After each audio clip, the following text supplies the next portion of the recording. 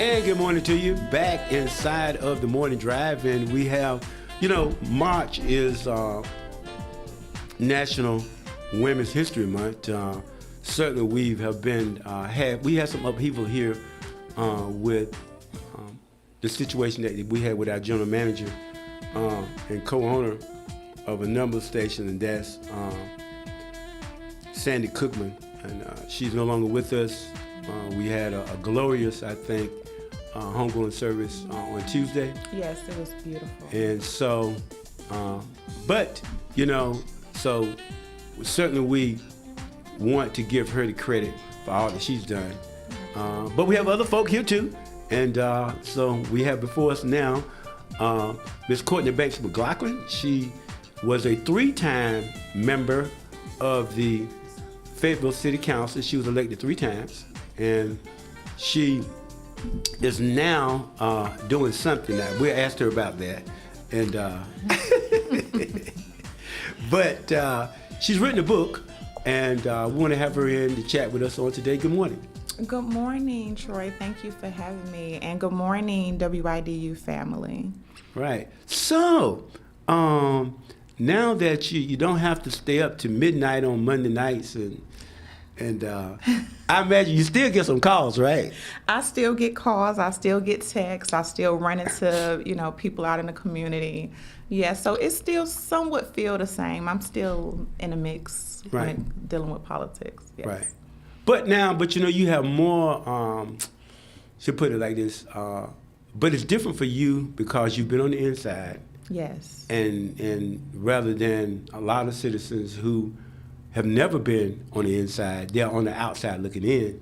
Right. You have a better understanding of some of the things that's going on, correct? Yeah, I do. And now sometimes currently it feels good being on the outside looking in, but definitely have an idea of how things maneuver within local government. So having that experience working on city council for those 6 years, and now looking on the outside looking in, I understand some of the decisions that's being made and how the city is being ran. So, your memoir,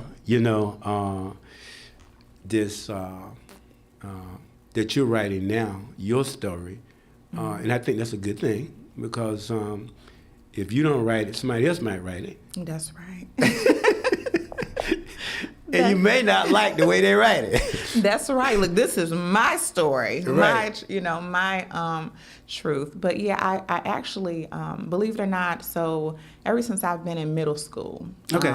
I've always written. I journaled. I've been doing it ever since I was a younger girl, and I actually still have those same Bibles, what people call it now, journals, from way back when. So I've been always writing, and I decided to write this memoir, for my children and for myself. It was therapeutic for me. So you've been journaling? I've been journaling pretty much my whole life. Excellent. Well, what inspired you then to get to this point where you want to do your memoirs? I've been wanting to do it for a while, but the timing, I think, that was the hard part. It's just trying to make sure that because I actually supposed to have put this memoir out last year, and the timing wasn't right, and having people behind me motivating me, encouraging me, like, listen, what are we waiting on? Let's do this. The world wants to hear your story, but I had to do it on my time, and it just happened. But again, it's been a long time coming. Yeah, well, I'm sure that I just know what I've known about you. You've had some peaks and valleys in your life.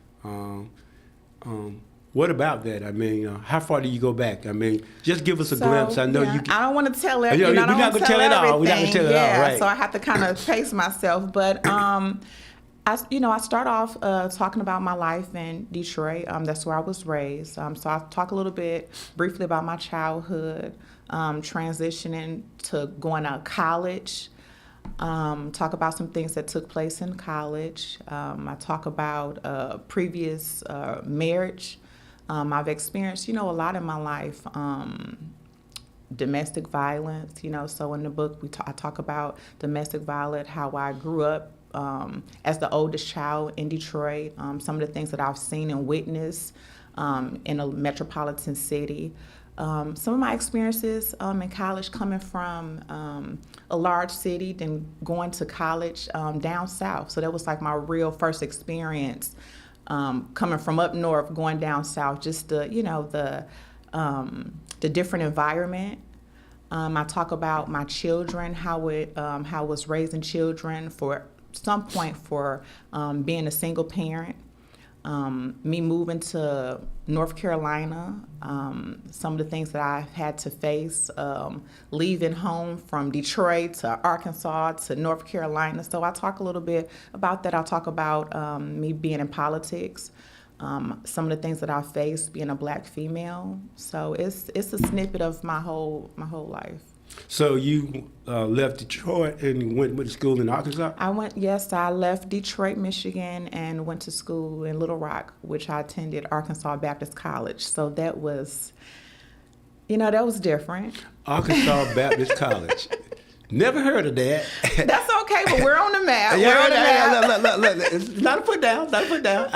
Okay, all right. I'm going to have to look that up. Arkansas Baptist College. So, was that a religious school? Yes, it was. Yes, it is. Oh, wow. So you were going into ministry with that? No, I wasn't actually. My uncle, which is married to my aunt, he was alumni there. So, okay. So, again, me coming from Detroit, the environment that I was in wasn't so good, and my family, they wanted a better life for me.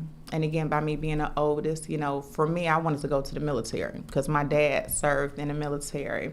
And he was like, that's not for you. I'm not sending my daughter to the military. You either gonna go to college. That was my only option.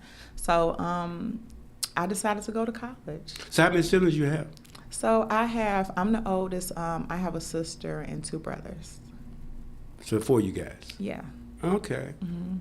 I'm a middle kid, so I don't know how it is that you guys are the oldest. We had, listen, everything just falls on. You know what? No, I don't, well, no, I'm not going to say that. Yeah, I'm a little bossy, but it's all, it's love. Just a little bit. Just a little bit. Just a little bit. Just a little bit. Yeah. But sometimes you have to be. Okay. So you all still communicate a lot now? You are leading the pack? Yeah, absolutely. And that was another thing too, for my family, them sending me off to college. I was the first, family to go off to college, come back with my master's degree. Oh, wow. So yeah, on both sides of the family. So that was something that was very important, for me. But again, in that book, it talks about me going off to college and still having to face a lot of challenge there, but at the same time, I knew that I was sent there to get my degree. So regardless of what I experienced, I had to make sure I came back home with that degree. So your graduate and undergraduate degrees are in? My undergrad is in business, and then I have a master's in human resource management. Okay, all right. Well, I know, and you probably the first to be elected to office as well in your family? Yes, the first. Yes, the first. I think I'm like the first everything for my family. So, and that was that's a blessing. That is. That's great though. Yeah, that's a really a blessing. And then not even just that, just even in District 8, the first Black, not only just female, but first African American person to represent that seat. Right. So when you talk about being female, this is National Women's History Month. Yeah. What about that? Did you think that being a female brings a particular nuance, advantage, disadvantage to the table? I think both. It's an advantage and a disadvantage. I know when, and I want to say this to the women that are listening. You can have both worlds. When I decided to get into politics, I had people like, well, you have children, I don't think you can have kids, and it's going to be hard to balance. And at some point it was a little bit challenging to balance, but it's possible. So you can do both. You can raise a family and serve the community. So just being a female Was it tough? Yes. Being a first, was definitely challenging, especially considering it's a male dominant environment. So it did come with some challenges. But I think women, when we get in these roles and leadership positions, we make a big difference. And I mean, you see that in churches. A lot of times, for the most part, women lead. So we've been doing this for a very long time. We just hadn't been able to have a seat at the table, but we've been around the table.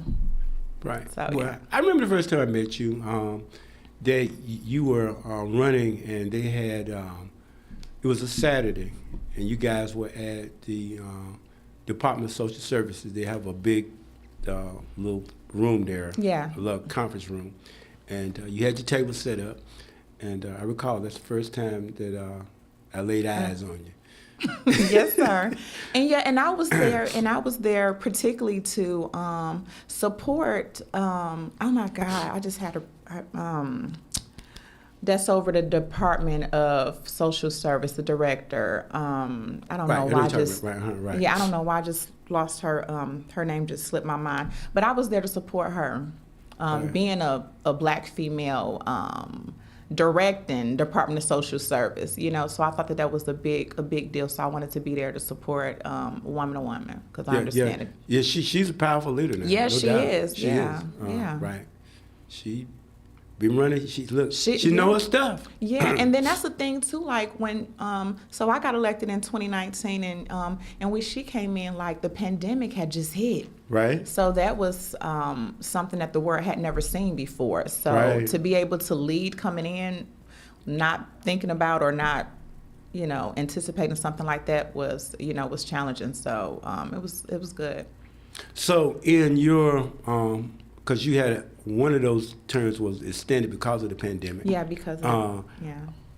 What would you say that you learned the most? I mean, if somebody asked you what was one thing that you left the Fayetteville City Council with that you learned the most from, what was, if that's a fair question, I mean, what did you get or learn the most from that experience? And I don't even want to say that it really so much took place on city council, but I mean just me as a person, growth, communication. Communication is key. And when I was on council, and I'm somewhat still that way, when I want something and I know that it's beneficial for the community, I'm going to fight until I get it. And so being on council, that kind of rubbed some council members the wrong way, because, with government, it moves slow. I used to hear that saying all the time, and I'm like, no, we can make it move fast. So I kind of understand it, and I think building relationships is key in trying to get things accomplished. So definitely having patience and communication. Right. Well, I've worked for some pretty powerful women before. I was Congresswoman Alma Adams. You familiar with her? Yes. I was her legislative assistant at one time when she was representing Guilford County in Raleigh. Mm-hmm. So, my experience being around women in leadership positions, because they had a women's caucus. Mm-hmm. And being her legislative assistant, like secretary. So I'm in the meetings with them, Mm-hmm. And I leave these meetings with a lot of respect for their perspective on things and their ability to lead. So I never questioned that. Yeah. And particularly her, she's a powerful force in a lot of ways. Yeah, most women are. We just have to, be given that opportunity, because I think that was, that's been a struggle for a lot of women, not given that opportunity and not having that support from people. People say they want change, and we saw how that was with Kamala Harris. People say they want change. They want to see black women, lead, but when it's time for women to lead, it's sometimes hard to get that support because they don't see the big picture. Right. Well, I'll be honest with you. I haven't been around the women that I described just to you now. Mm-hmm. I didn't see that kind of leadership ability from the vice president. I didn't. Mm-hmm. And people want to say, well, you're just not supporting somebody just because they're female, or you're just not supporting somebody because they're black or white or whatever. So you didn't see that leadership, Troy? I did not. I did Shame not. on you, Troy. And I said that I said that from the beginning. Look, my time was like this. Look, Bev Perdue, who has been the only female governor we've had, I was in the room with her. I saw these people. Dr. Jeanette Council, who's still on the Board of Commissioners now. I consider her to be my big sister. Vice President Harris was a different kind of person than what I saw. And I didn't see that level of leadership in her. So I wasn't being misogynistic or sexist. If it had been another female, because I've supported these females, but I just chose, I couldn't support her. You chose who you chose. And that's, I think, a thing, too, where everybody have different leadership styles. Right. You know, I had people when I was running at first like, well, I don't know because you don't seem to be, you know, they seen the sweet, soft side of me, you know, the approachable side of me. But I'm like, don't let that fool you. You know, I know how to lead. I know how to get out here and fight for what is right. I know how to build relationships with people, you know. So I think sometimes it's just, we got to look outside of what we used to. And, you know, again, because people have different leadership styles. Well, you know, I mean, Hillary Clinton is not my favorite person, but I can't deny her skills as a leader. And I look at her as in a different class from Vice President Harris. Two different people. You know what I mean? I mean, she's tough. I'm talking about Hillary now. And you've had other people the same way. So it's just that I think that females, when they say, "Oh, you just not fit with me because I'm a female," I think they, in my opinion, need to back off that a little bit, and just say, "Hey, look, you know, let me look at my skill set and my ability and how I'm delivering a message to people, and that every guy I hear that's not for you is not because you are female." And you know, when they toss that out, I think that's, for me, that was insulting to say, "Oh, you just not for her because she's a woman." I've supported women my whole life in various aspects, and I know that there are women right now that if they would run for president, that I would support them. I just didn't want to support her. Yeah. You know? Well, we made it about her, but just in general, that's Right. some of the things that I feel that a lot of women face getting into politics. Sure. And again, I talk about that, you know, in the book, some of the things, you know, I give you like literally a path of what I went through, you know, on that journey, being a mother, being a wife, and even my time being on serving on council, losing my daughter, and still, you know, even though my family and I experienced that, I still showed up for the community. Right. So that, to me, that shows the strength in me, and I'm sure, you know, some other women experience similar situations, but that just shows the strength that women have. Sure. Well, you know, I remember our former police chief, Gina Hawkins. Okay, I supported her. There were conversations among some guys, "Oh, it should have been a black male." So wait a minute now, because I only have one child, and that's a daughter. And I don't want nobody to discriminate against her and say, well, it should be a male when, if it's an even playing field and she's competing with guys for something and she's a better candidate for whatever it is she's trying to get, I want her to get it. And I would feel that way about any female. Yeah. You know? And that's just you. That's just you speaking too. And as a male, you on the outside looking in, but as a female, I see what goes on, how women are treated in politics. So yeah, but I know we're talking about a broad band of just, you know, discrimination against and how women are treated in politics. But I've seen some things in my political career. I'm sure you have. Look, because you know, I've not walked in your stilettos. My feet are too big. However, let's talk about just like this young lady here from Texas. I'm sure that's that's a national story. Now, I'll be honest with you, it's just how she acts. You know, she's kind of interesting a kind of interesting person too. And people that I like her, man. She's, I'm talking about Jasmine Crockett. Crockett. But she didn't impress me. I mean, because I think that is it about just being able to be vocal, or is it about getting something done? You know what I mean? And there's males and females that are like that sometimes. Yeah.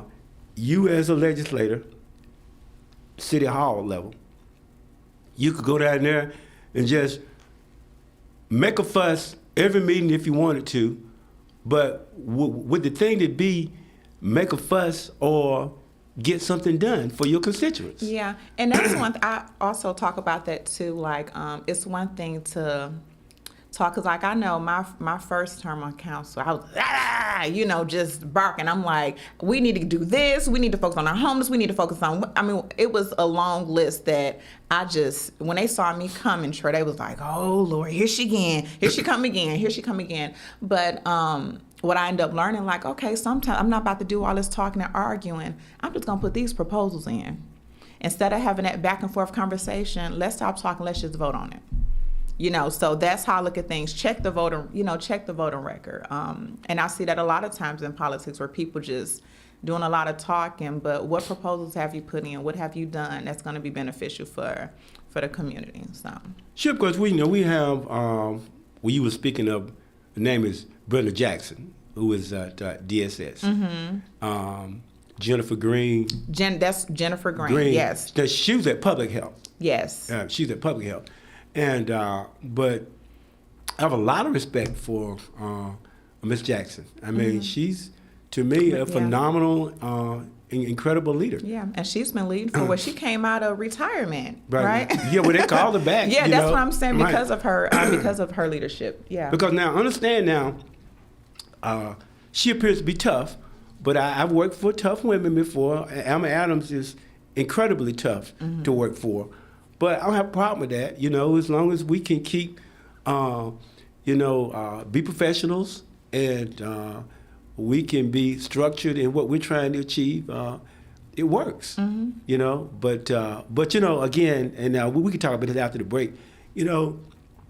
Jasmine Crockett, I believe, she injured herself politically with some of her moves. If it were me, I would advise her not to do some of the things she did. But like what? Well, we'll talk about that after the break. Okay. See, we didn't got all sidetracked with women, yeah. Well, but I mean, it's something about a woman. Listen here, Now look, you read the Bible and Proverbs to talk about them too. Now, okay? Listen, yes. We'll take a break. We'll be right back.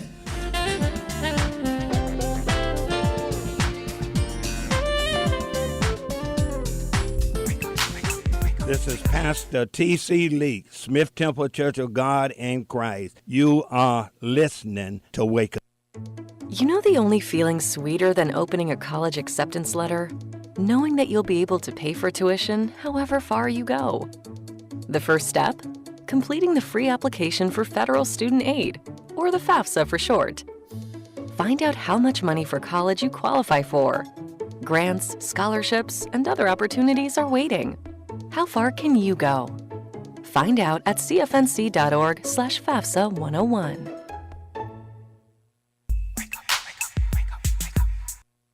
Fresh inflation data released this week shows wholesale prices climbed 3.4% last month compared to the same time last year. Part of the rise is due to the war with Iran and skyrocketing cost of gas, according to Duke University economist and professor Goodell Fullenkamp.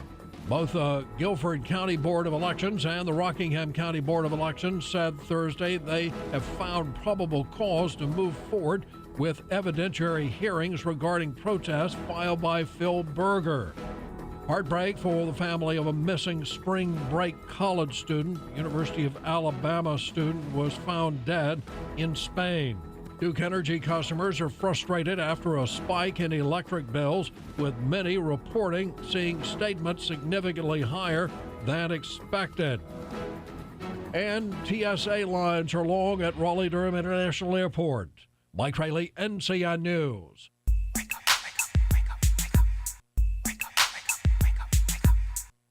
I'm Jamie Monticelli, WIDU Radio News. The Cumberland County Department of Public Health has been notified of a confirmed measles exposure. The individual is not a Cumberland County resident. There are currently no confirmed cases of measles in Cumberland County. If you were at Gates 4 Golf Country Club on March 13th between 8:30 a.m. and 3:30 p.m., monitor for symptoms through April 10th. If you believe you were exposed, check your vaccination status, monitor for symptoms, call ahead before visiting a healthcare provider. The Fayetteville Police Department Citizens Police Academy is calling. Get hands-on, ask real questions, see what actually happens behind the badge. It is at the Fayetteville Police Training Center, April 14th through 23rd, 6 until 8 p.m. You can sign up by scanning the flyer, QR, or going to fayetteville.nc.gov and going to Community Policing and Engagement. From WIDU Radio, I'm Jamie Monticelli. Good Friday morning. We start your day with clear skies and temperatures in the low 40s. We'll see more high clouds mainly after midday today. Highs will reach the low to mid 70s this afternoon. Then partly cloudy overnight and into our Saturday morning. Some brief showers are possible. We'll drop to the low to mid 50s. Then partly cloudy for your Saturday. Highs reach the upper 70s to around 80 degrees. We'll reach the mid 80s by Sunday. I'm meteorologist Grant Skinner in the NCN Weather Center.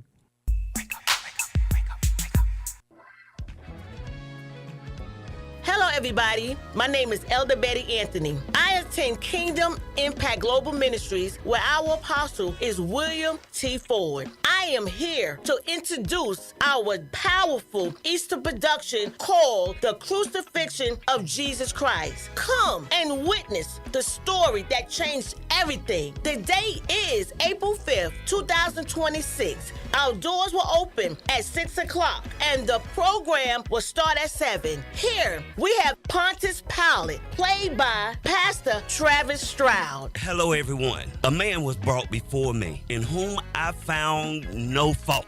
But pressure was on me from the Jewish leader, and I washed my hands from the blood of this innocent man. You all come out and see the rest of the show. Again, come out on April the 5th. Doors open at 6 and the production start at 7 o'clock. Come and witness the story that changed everything. You don't want to miss it. Hello, I'm Dr. Teresa McAllister, the founder of Rafa Ministries Family Center, and you're listening to Wake Up. Hello, I'm Eric Hurley with the Police Department Traffic Unit. We don't write tickets to raise money. We write tickets to change behavior. Speed was the primary factor in more than 60% of the 28 fatal crashes we investigated last year. Every stop we make might be the one that prevents the next death. I'd rather give you a citation than tell your loved one you're never coming home. I'm Detective Deal with the Fayetteville Police Department's Traffic Unit. As a crash reconstructionist, I don't guess what happened, I prove it. We measure, photograph, and digitally rebuild each fatal scene millisecond by millisecond. Speed is the most common factor we find in deadly crashes. I've seen cars split in half just because someone was in a hurry. These aren't freak accidents, they're choices, and every choice has a consequence. If you see blue lights in 2026, expect a citation. If we see this scene again, someone didn't listen. Your speed, your choice, your consequence. Speed kills. This is respect Bishop the Johnny Ray Jr. of the Churches of Worship Worldwide, Apostle J.A. McDonough, 2118 Owen Drive. And we are proud to be a part of the Wake Up. Come and join the team.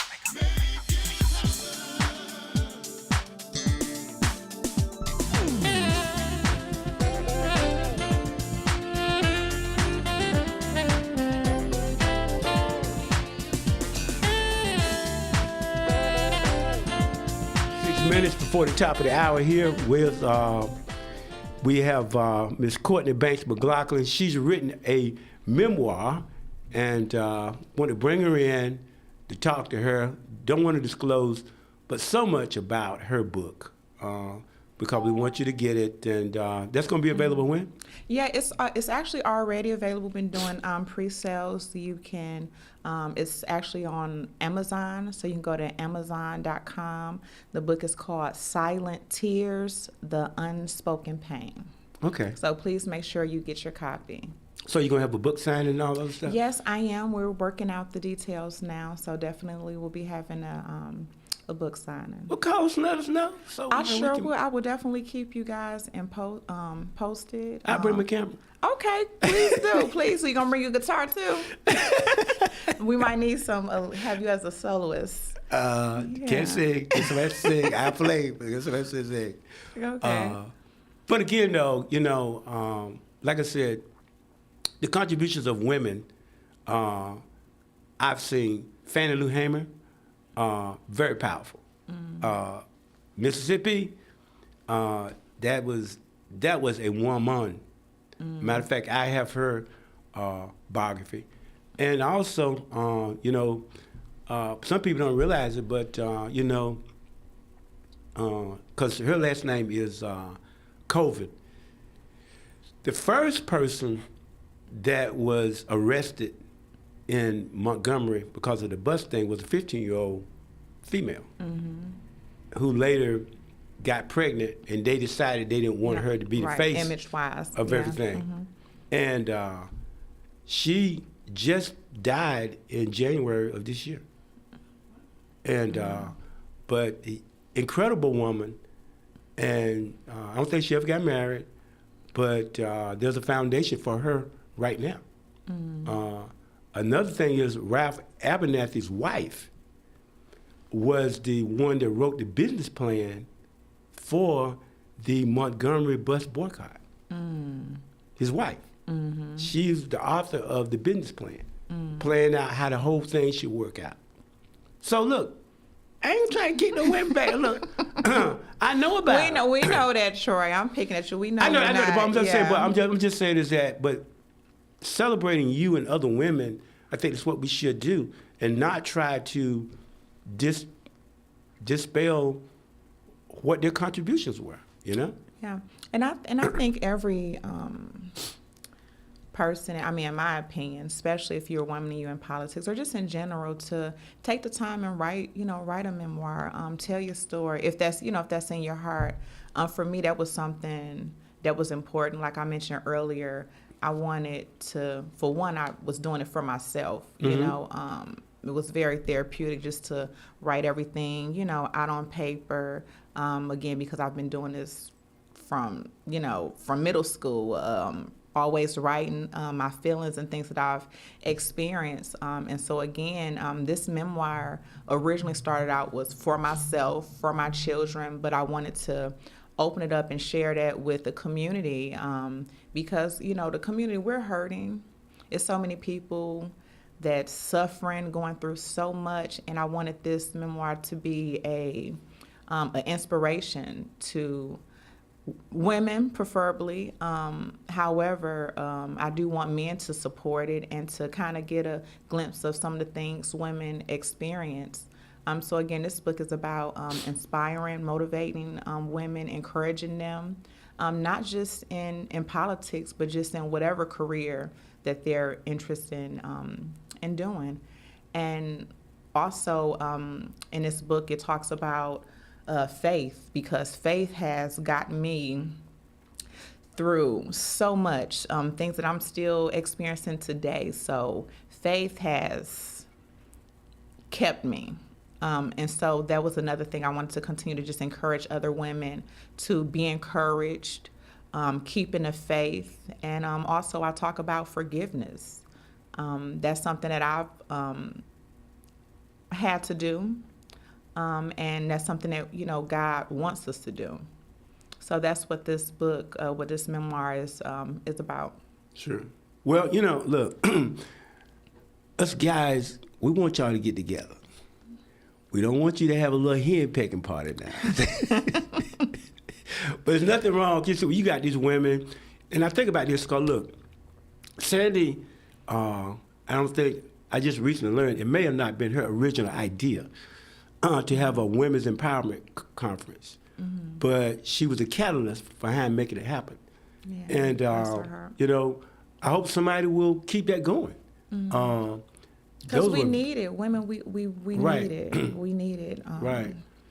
Yeah, it's even good with just, maybe I'm going to, write that down. But I've had in the past, along with my business partner, Tracy, we've done some, more intimate settings where women coming together because it's so is so needed. You know, whether you're a single mother or a mother with no children, just the everyday things that you go through. It's always good to have other women and being surrounded by other women that's going to empower you and encourage you. Sure. We need that. We need to lean on each other in so many ways. For me, even, you know, I talk about that in the book, moving from Detroit, going to a place that I was not familiar with at all, building relationships there in college at a HBCU. You know, that helped me. It kept me humble, and it allowed me to, like I mentioned, lean on other people. When I moved here to North Carolina, and I don't want to go into detail, that's why I'm like kind of choosing words to say. When I moved to North Carolina and some of the things that I've experienced, even with the loss of my daughter, my community, you know, that's what kept me steady. So it's really important to have a community and a support system. And if you don't have a support system, it's a great way to try to build one, because we need each other. Sure. You know, I know just all the contributions that women make should be celebrated, without a doubt. I think where, not you, but where some they have a rub with men is that I don't need a man. You've heard people say that before. You're a female. I know you. Yeah, I mean, even at some point, you know, and everything in these conversations is in the memoir. At some point, at a point, I thought I didn't need one. But I'm happy I have one. That's my point. But So, I mean, it's right. But I'm saying, but just think about this now. I mean, this is just my take. I don't know. Mm-hmm. You can correct me, fire me if you want to.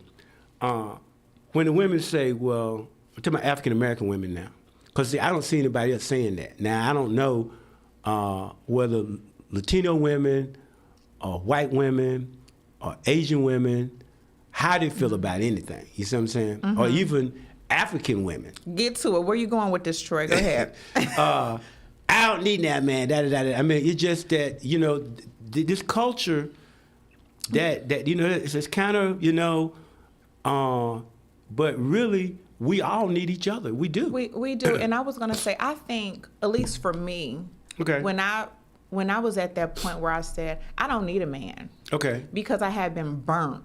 You know, I had experienced some trauma where I felt like I don't want to have to experience what I experienced before. So, no, I don't need a man. I'm going to figure this all out by myself. And at that time, I felt like I didn't need a man. And I ended up looking up and found a man, you know, and wasn't looking for it. And I think the main thing is finding yourself. Right. You know, you need yourself more than you need anything. You need God, you know, and once you heal, then make room to allow that person to come in and love you like you should, like you deserve to be loved. But see, understand this now. So you went through that phase. Yeah. Okay. And listen now, baby, I need my man. I need my husband.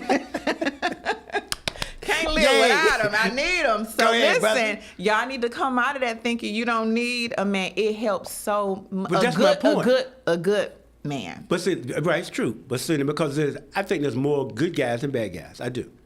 I believe that there are more good guys than bad guys. I think that, and then I think there are more good women than bad women. Yeah. But, you know, it's like a spirit of attraction. Sometimes you just get attracted to the wrong kind of people. And I believe that's the internal thing, but that's another discussion. Right. But, no, we're going to talk a little snippet. Okay, Let me just say with no, that. because Okay. I'm like, everything that we're talking, like, this is in the memoir too. So make sure y'all please purchase this memoir, because the conversation that we have and there's more, you know, in this book. But I talk about that, where before I was just looking for, back when I was younger, I'm still young, but then physical. You know, right. I was attracted to the physical part of, you know, of men, and I ended up coming to a point where everything was just a blur. Like, I wanted to connect with someone, and I found that connection more important than the physical.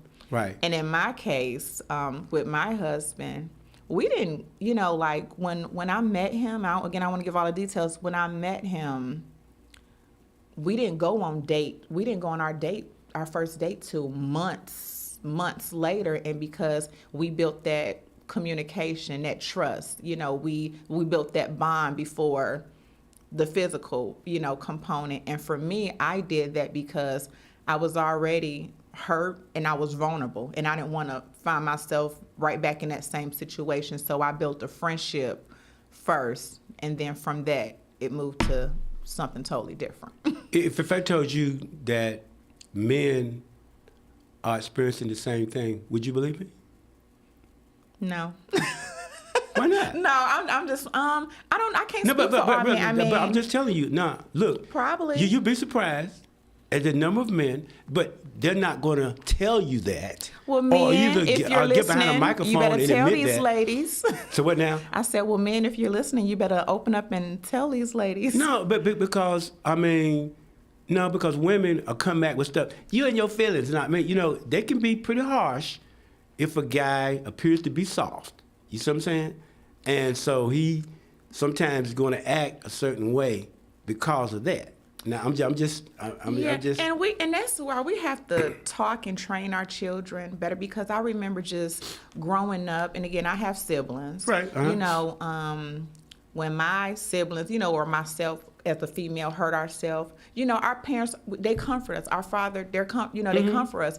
If a boy fall and hurt himself, man, get yourself up, it's showing them that toughness. But I do have, my brothers, they different. They're soft, they're gentle. And again, that was because how my mom, how she raised them. But I think a lot of that stems from their childhood. They have to be tough. And I remember even being in high school, dated a guy who he was raised by his grandmother, and when we used to go on dates, he used to open up the door for me. Sure. And I used to be so embarrassed, like, please stop, embarrassed around my friends, because they're like, ugh, he corny, he's opening up the door for you. See, that's what I'm talking about. Right. And now I'm looking at my husband like, you better open up this door for me, So it's just how people were raised, back then, being younger, or at least for me, you wanted that tough, rough type guy, but then as you get older, you don't want.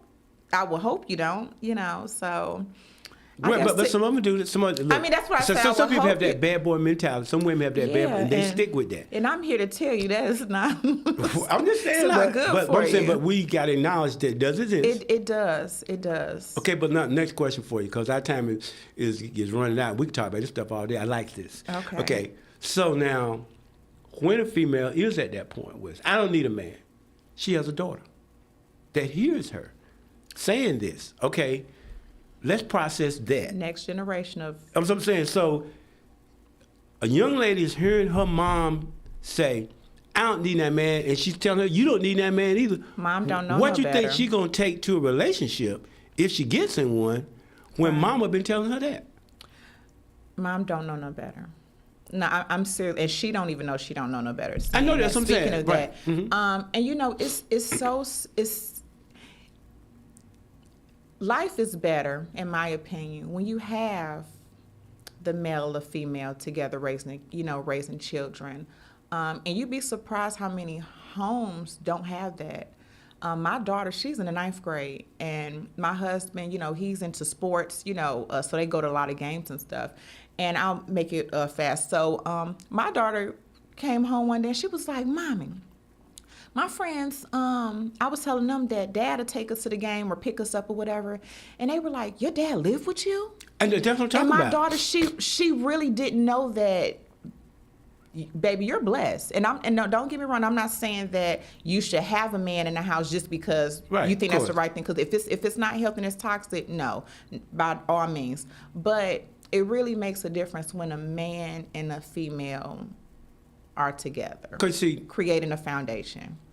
I got a daddy's girl too, so she's the only child, and that's what she heard all the time. And I remember she was in New York, and I was coming to see her about something. I just visited, I think, and she said her girlfriends told her, she said, look now, they were going somewhere, and she said, look, and when you get around them, don't be talking about your dad.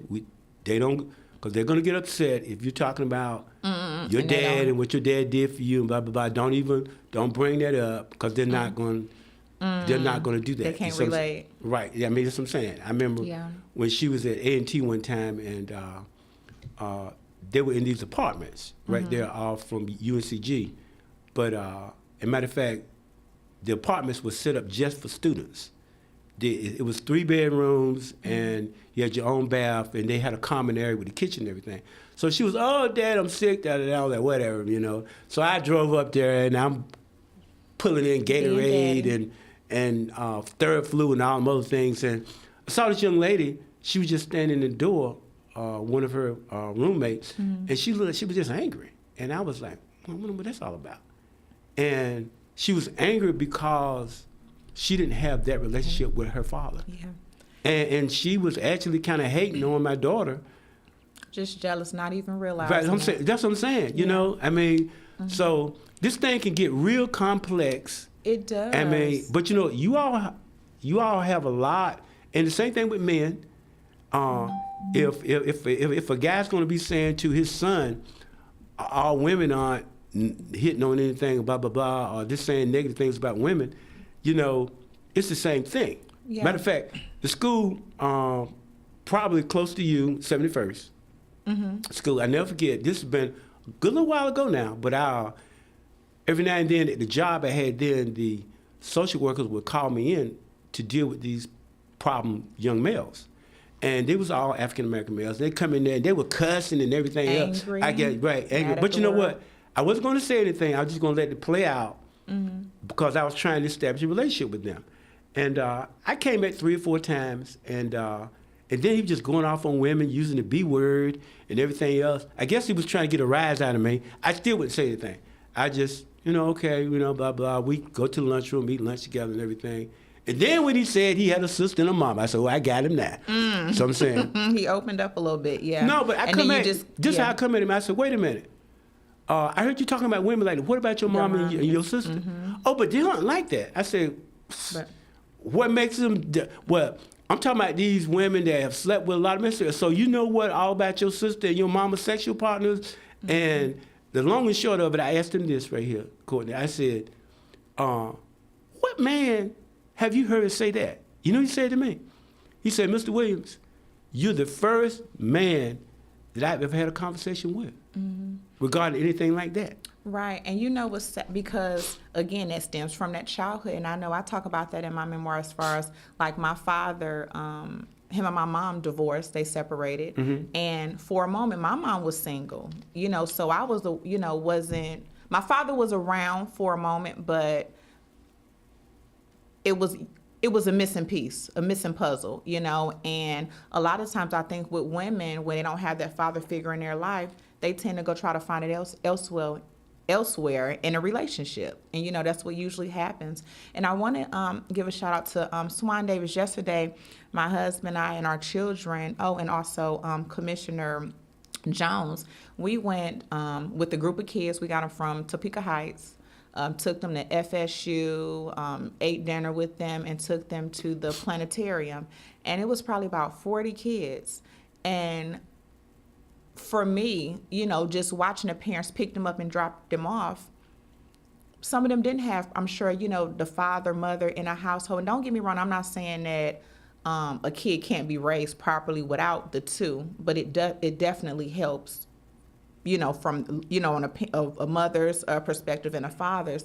But it's some children out here hurting. I think even if there's not a father in a household or a mother, at the end of the day, it's up to our community to step in and try to mentor these kids, especially at a younger age, because you'd be surprised the mark that you will leave on that kid that'll carry them, throughout their life. Because for me, I grew up, I can use that as, if I wasn't successful or didn't do anything, I can say, well, I was just a girl from the east side. I grew up in a horrible area.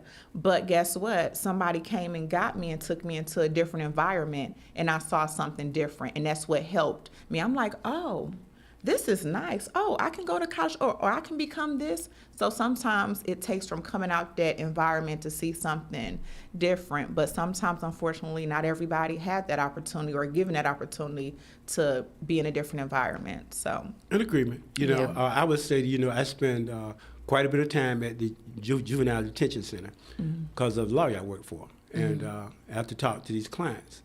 And nine out of 10 of them are black males. yeah. And that's one question I ask them is about their family. And trust me, either they don't know their father or they're very angry with their father. Yeah. I mean, I'm We talking gotta about pray over for these babies. over 90% of Yeah. them, and talking about the ones charged with first-degree murder and all those other things, that's the one thing that they all have in common is if daddy was there, we're mad at him. Well, look, okay, well, look, we got time. Somebody's calling in. Let's grab this call here. You have about 30 seconds, but we appreciate you calling in, listening. Hi, Troy. How are you doing? Very well. Listen, I'm enjoying the conversation there. I just wanted to know how to get the young lady's book. Oh, look, thank you for calling in. So you can get the book on Amazon. It's called Silent Tears. Silent Tears, The Unspoken Pain. And author myself is Courtney Banks McLaughlin. And I'll make sure I'm not sure if you're watching on live, but I'll make sure to leave a message in there with the link. Okay. Now, give me the title again. Silent Tears. Silent, S-I-L-E-N-T, Tears. Okay. And the subtitle is Unspoken Pain. Unspoken Pain. Yes, ma'am. And I truly hope and pray that this book will be inspiring to you, for you. I am very impressed of your conversation about the book, and I sure want to get it. Oh, well, thank you so much, ma'am. I definitely appreciate your support. Okay, and your name again? Courtney Banks McLaughlin. Okay. Thank you. Thank you, ma'am. Thank you. Well, look, our time is up. I got to get you back so Part we can two. get this thing straight between these men and these women here. I'm gonna jump on. Listen, y'all not gonna see Troy. I'm gonna look. Next time y'all see him, he gonna have black eye talking about my vice president. But no, it was a blessing. Last word from you. Thank you so much. Just thank you, Troy. Again, I really hope that you guys go out and purchase this memoir. It has been a long time coming. I mean, I spilled the beans. I opened up my heart just to be able to inspire the person that's reading this book or that will read this book. So please make sure you go out and get it. Again, it's Silent Tears, Unspoken Pain by Courtney Banks McLaughlin. And again, that's on Amazon. And your road dog, Tracy, she's a fantastic writer. Yes, she is. Shout out to Tracy Morrison. That's my girl. That's it. Well, look, love you guys. Coming up next, we're going to have Heartbeat. And at 11, you're going to have MP3 on your station for inspiration information, 1600 AM, 99.7. Our producer all day long is the incomparable Tammy Quick. Woo!